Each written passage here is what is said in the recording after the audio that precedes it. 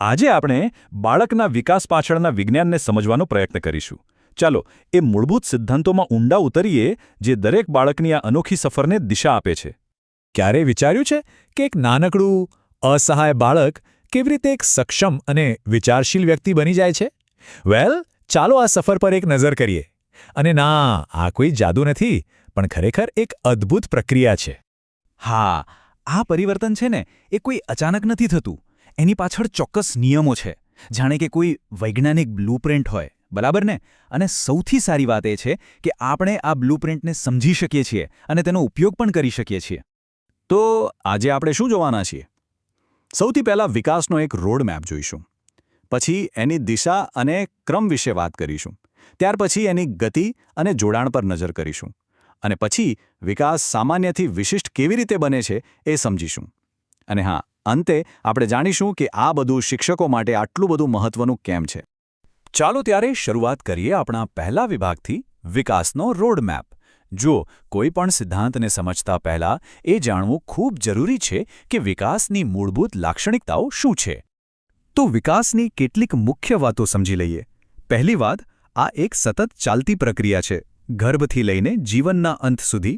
બીજું, એમાં ગુણાત્મક અને પરિમાણાત્મક બંને ફેરફાર થાય છે, એટલે કે તર્કશક્તિ પણ વધે છે અને ઊંચાઈ પણ વધે છે. અને હા, આ બધું વારસો અને પર્યાવરણ બંનેનું પરિણામ છે. આ એક બહુપરિમાણીય પ્રક્રિયા છે અને અત્યંત લવચિક પણ છે. મતલબ કે એની ગતિ બદલાઈ શકે છે, પણ એ ક્યારે અટકતી નથી. સારું, હવે આગળ વધીએ આપણા બીજા વિભાગ તરફ, વિકાસની દિશા અને ક્રમ. સવાલ એ છે કે શું વિકાસની કોઈ ચોક્કસ દિશા હોય છે? ચલો એ સિદ્ધાંતો જોઈએ જે આપણને બતાવશે કે વૃદ્ધિ કઈ રીતે અને કયા ક્રમમાં આગળ વધે છે. આ બહુ રસપ્રદ છે. વિકાસ કોઈ પણ દિશામાં નથી થતો. એના બે ચોક્કસ રસ્તા છે. પહેલો છે મસ્તિષ્કાભિમુખ, એટલે કે માથાથી પગ તરફ. આપણે જોયું જ હશે કે બાળક પહેલાં માથું સ્થિર કરતા શીખે છે, પછી ધડ પર કાબૂ મેળવે છે, અને છેલ્લે પગ પર, અને પછી ચાલે છે. બીજો રસ્તો છે સમીપથી દૂર, એટલે કે શરીરના કેન્દ્રથી બહારની તરફ. શિશુ પહેલાં આખા હાથથી વસ્તુ પકડવાનો પ્રયત્ન કરે છે અને પછી ધીમે ધીમે આંગળીઓ પર કાબૂ મેળવે છે. આને કહેવાય છે ક્રમિક પેટર્નનો સિદ્ધાંત. આનો મતલબ શું? બહુ સરળ છે. ભલે દરેક બાળકની વિકાસની ગતિ અલગ હોય, પણ વિકાસનો જે ક્રમ છે, જે સિક્વન્સ છે, એ મોટા ભાગે બધા માટે સરખો જ રહે છે. ક્રમ ક્યારેય બદલાતો નથી, બસ સમય આગળ પાછળ થઈ શકે છે. આનું એકદમ પરફેક્ટ ઉદાહરણ છે ભાષાનો વિકાસ. જુઓ, દરેક બાળક પહેલાં બબડાટ કરે છે, ખરું ને? પછી એમાંથી એક બે શબ્દો બોલતા શીખે છે, અને એ પછી જ એ શબ્દોને જોડીને નાના નાના વાક્યો બનાવે છે. એવું ક્યારેય નથી બનતું કે બાળક સીધું જ વાક્યો બોલવા લાગે. આ ક્રમ બધા માટે એક જ છે. ચાલો હવે વાત કરીએ વિકાસની ગતિ અને જોડાણ વિશે. આપણે એ સમજવાનો પ્રયત્ન કરીશું કે દરેક બાળકની વિકાસની યાત્રા આટલી અનોખી કેમ હોય છે. અહીં એક ખૂબ જ મહત્વનો સિદ્ધાંત આવે છે, વ્યક્તિગત તફાવતોનો સિદ્ધાંત. આ સિદ્ધાંત કહે છે કે દરેક બાળકની વિકાસની ગતિ અલગ અલગ હોય છે. કેમ? કારણ કે દરેક બાળકને મળેલું આનુવંશિકતા અને પર્યાવરણનું મિશ્રણ અલગ હોય છે. એટલે જ જો કોઈ બાળક વહેલું ચાલવા લાગે અને બીજું થોડું મોડું, તો એમાં ચિંતા કરવાની કોઈ વાત નથી. એ એકદમ સામાન્ય છે. હવે બીજો એક સિદ્ધાંત, આંતરસંબંધનો સિદ્ધાંત. આને સમજવા માટે એમ વિચારો કે વિકાસના બધા પાસાઓ, શારીરિક, માનસિક, સામાજિક, ભાવનાત્મક, એકબીજા સાથે જોડાયેલી સાંકળ જેવું છે. મતલબ કે એક કડીમાં ફેરફાર થાય તો એની અસર બીજી કડીઓ પર પણ પડે છે. આપણે એમને અલગ અલગ કરીને ના જોઈ શકીએ. આનું એક સીધું સાદું ઉદાહરણ લઈએ. જે બાળક શારીરિક રીતે સ્વસ્થ અને એક્ટિવ હોય છે, એનું મન પણ ખુશ રહે છે અને એ બીજા સાથે હળવા બળવામાં પણ સારું હોય છે. પણ એની સામે જો કોઈ બાળક વારંવાર બીમાર રહેતું હોય, તો સ્વાભાવિક છે કે એ થોડું ચીડિયું થઈ જાય અને એનું ભણવામાં પણ ઓછું ધ્યાન લાગે. બધું એકબીજા સાથે જોડાયેલું છે. ઓકે, હવે આગળ વધીએ આપણા નેક્સ્ટ ટોપિક પર, સામાન્યથી વિશિષ્ટ સુધી. આનો મતલબ શું છે? આનો મતલબ એ છે કે બાળકની ક્રિયાઓમાં કેવી રીતે સુધારો આવે છે, કેવી રીતે એ મોટી હલનચલનમાંથી નાની અને ચોક્કસ ક્રિયાઓ તરફ આગળ વધે છે. આને કહેવાય છે સામાન્યથી વિશિષ્ટ પ્રતિભાવોનો સિદ્ધાંત. શરૂઆતમાં બાળકની પ્રતિક્રિયાઓ એકદમ સામાન્ય અને આખા શરીરને આવરી લેતી હોય છે.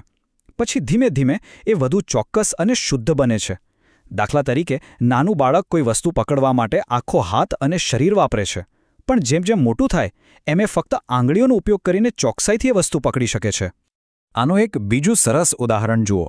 જ્યારે નાનું શિશુ ખુશ થાય છે ત્યારે હાથ પગ બધું જ હલાવે છે, આખા શરીરથી ખુશી વ્યક્ત કરે છે. આ થયો સામાન્ય પ્રતિભાવ. પણ એ જ બાળક જ્યારે મોટું થાય છે ત્યારે એ ફક્ત એક સ્માઇલ આપીને કે હાથ હલાવીને પોતાની ખુશી બતાવી શકે છે. આ થયો વિશિષ્ટ પ્રતિભાવ. જોયું કેટલો ફરક છે? સારું, આપણે આ બધા સિદ્ધાંતો તો સમજ્યા, પણ હવે સૌથી મોટો સવાલ એ છે કે આ બધું શિક્ષકો માટે કેમ આટલું જરૂરી છે? આ બ્લુપ્રિન્ટને ક્લાસરૂમમાં કેવી રીતે કામમાં લઈ શકાય? હા, આ જ તો મુદ્દાની વાત છે. ચાલો સીધા એ જ જોઈએ કે વર્ગખંડમાં આ બધા સિદ્ધાંતોનો ખરેખર શું ઉપયોગ છે. જુઓ, સૌથી પહેલાં તો વ્યક્તિગત તફાવતોનો સિદ્ધાંત. જો શિક્ષકને ખબર હોય કે દરેક બાળકની શીખવાની ગતિ અલગ છે, તો એ પોતાની ભણાવવાની પદ્ધતિને એ પ્રમાણે બદલી શકે છે. પછી દિશાત્મકતા. શિક્ષકને ખબર હોય છે કે બાળકોના મોટા સ્નાયુઓ પહેલાં વિકસે છે, એટલે લખવા જેવી નાની ક્રિયાઓ પહેલાં દોડવા, કૂદવા જેવી મોટી ક્રિયાઓ પર ધ્યાન આપશે. અને આંતરસંબંધ. શિક્ષક એ સમજી શકે છે કે જો કોઈ બાળક ઉદાસ હોય કે બીમાર હોય તો એની સીધી અસર એના ભણવા પર પડશે. આ બધું જાણવાથી શિક્ષક એક વધુ સારું વાતાવરણ બનાવી શકે છે. તો આ બધાનો સાર શું છે? સાર એ છે કે વિકાસ કોઈ રેસ નથી. એ એક યાત્રા છે જેનો રસ્તો તો લગભગ બધા માટે સરખો છે, પણ દરેક બાળકની એ રસ્તા પર ચાલવાની ગતિ અલગ છે, અને આપણે એ ગતિનો આદર કરવો જ જોઈએ. શિક્ષકનું કામ સરખામણી કરવાનું નથી, પણ દરેક બાળકને એની પોતાની ગતિએ આગળ વધવા માટે મદદ કરવાનું છે.